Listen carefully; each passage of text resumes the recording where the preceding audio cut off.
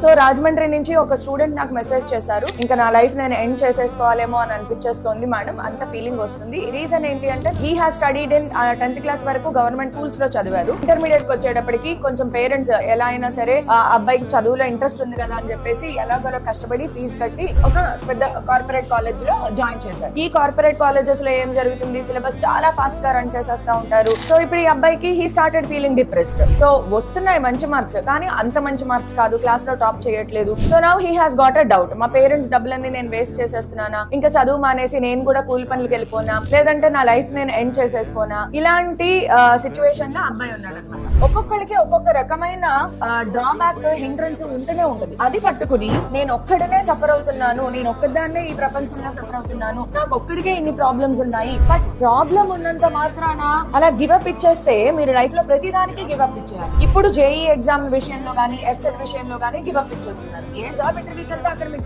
Select అయిపోతారా? అలా జరిగితే ప్రపంచంలో అందరికీ ఉద్యోగాలు వచ్చేయాలి, అందరూ వెల్ సెటిల్డ్ ఉన్నారు కదా. సో అన్నిట్లోనూ అన్ని బాగా జరగవమ్మా. వీటన్నిటిని తట్టుకోవాలి అంటే ఫెయిల్యూర్స్ ని టాకిల్ చేయడం నేర్చుకోవాలి.